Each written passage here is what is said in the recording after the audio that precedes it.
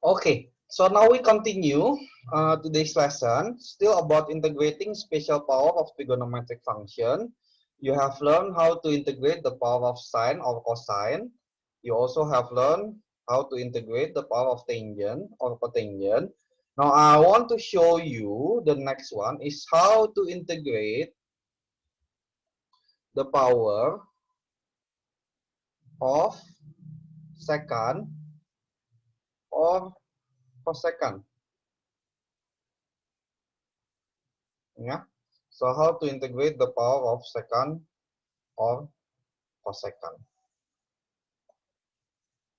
Okay. So like sine or cosine, it's separated into two step. It's separated into two, which is if the power is the even number and odd number. But let's start with even number first because it's easier. Even number power. Okay. Let me give you example. Example is integral of, let's say, cosecant power of 6x dx. Okay. Cosecant power of 6x dx. Okay, the first step is actually it's pretty similar with the one that is tangent or cotangent. Yeah, so you basically separate the square. Cosecant power of x x. Oops, sorry. X times cosecant square x. This is multiplication ya, not minus times gitu ya dx. Okay. Now, if it is tangent or cotangent, we change the square, right? We change the square. In secant or cosecant, we change the other expression.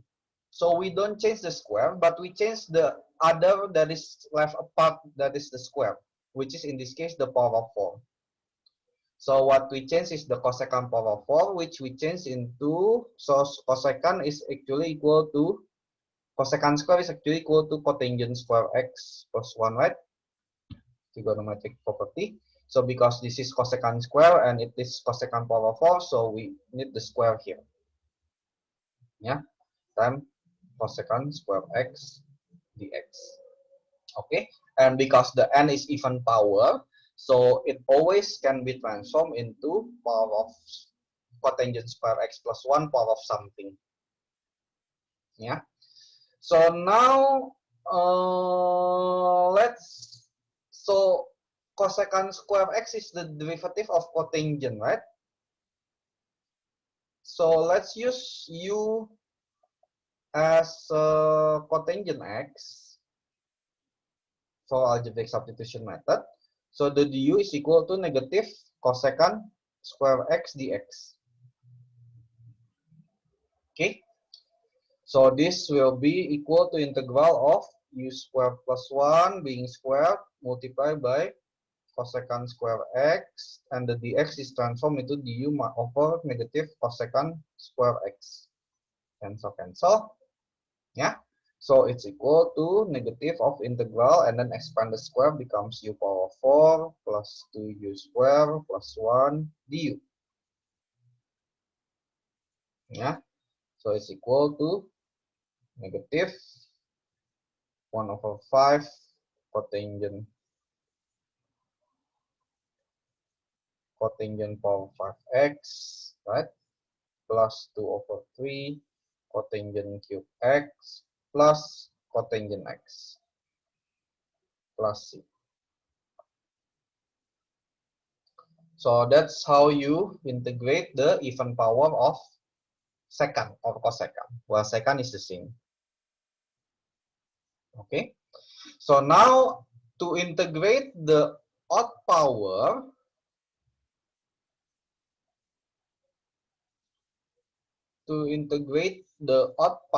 it's way more complicated than the other method. Yeah, it's even more complicated than the sine, cosine, tangent, cotangent, and secant, cosecant, even power. Yeah. So basically, to integrate the odd power, you always need to start to know that or to realize or to memorize that the integral of secant x dx is equal to ln of secant x plus tangent x. And also the integral of cosecant x dx is equal to negative ln cosecant x plus cotangent x.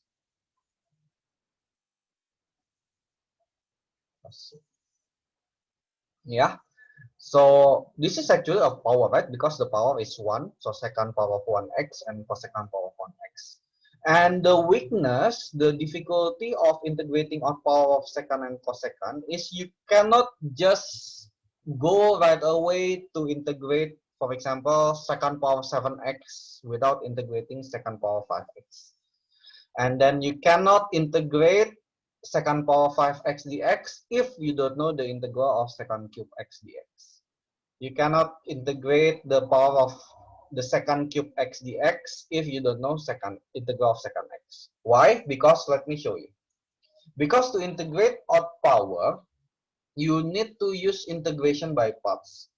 The trigonometric property changing, the changing with the trigonometric property will not work for this one like the other method, the other previous method. That's why we need to use integration by parts. So let's start with, for example, secant power of cube x dx. Okay. So for secant power of 3x dx, because we are going to use the integration by parts, so let's separate it into two, which is integral of secant x and then secant square x dx. Okay, and then if I use the table u dv, then basically this is the secant x. Now why do I choose secant square x as the dv? Because it's easy to integrate secant square x, yeah. The integral of secant square x is actually tangent x, right? Yeah. So the integral, the derivative of secant x is actually secant x tangent x. Okay. So if we use this table, this will be positive and this will be negative. Yeah, we don't continue because it's way more complicated if we continue it. Because on the left side you will have a product of two functions, and of the left side you have like a negative ln cos x, and to integrate negative ln cos x is a different difficulty. Yeah, so let's stop there. So basically it's equal to secant x tangent x minus integral of secant x tangent x times tangent x times dx. Don't forget the dx. Yeah. So if I simplify, it's equal to secant x tangent x minus the integral of secant x tangent square x dx. Okay. And then what we can do here is to transform this into, well, let's get the table. Secant x tangent x minus integral of secant x, and then tangent x is actually secant square x minus 1 dx. Okay, and then it's equal to secant x tangent x minus integral of secant cube x dx plus integral of secant x dx. Okay, so realize that actually this one and this one is the same, right? So it's like the previous method, we can assume this as a p. So let's say that p is equal to secant x tangent x minus p plus integral of secant is, like I said, integral of secant is ln secant x plus tangent x. Okay, and you know what to do next is to plus p both sides and then divide by 2, right? So directly, so it's equal to half secant x tangent x plus ln secant x plus tangent x plus. So this is the result of the integral of secant cube x dx. Yeah. Now, let's try power 5 now. Let's try integral of second power 5x dx. And like I said, we need to do integration by part, so we separate the second cube x and second square x dx, so we can assume that this is the dv, so it's easy to be integrated. So if we do the same thing, u dv, so we will have second cube x here, so the derivative is 3 second square x times second x tangent x, yeah. So basically this will be 3 second cube x tangent x. Okay. And then on the dv is second square x, and the result of the integration is tangent x. Okay. So its integral to the cross multiplication is second cube x tangent x minus integral of, now you see that we are going to multiply 3 second cube x tangent x with tangent x. So let's combine the tangent x and tangent x. So it becomes 3 second cube x tangent square x dx. Yeah. Okay. Okay. So again, what we need to do is to change tangent square x. So second cube x tangent x minus integral minus 3 integral of second cube x, and then tangent square is changed into second square x minus 1 dx. Okay, so it's equal to second cube x tangent x minus 3 integral of second power 5x dx plus 3 of integral second cube x dx, ya. Okay, so again this one and this one is the same, so let's combine it into one. So p 3p become 4p, ya.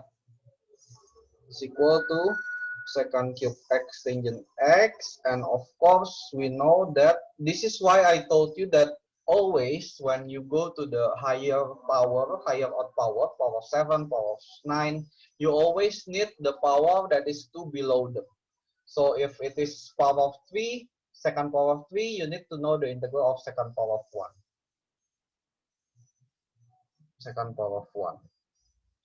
To integrate power of 5, you need to know the integral of power of 3.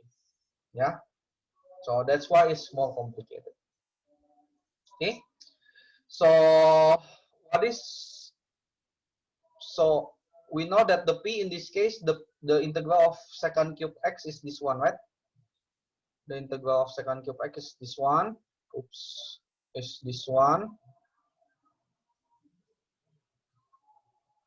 Yeah. So let's change it into half second x tangent x plus ln of second x plus tangent x.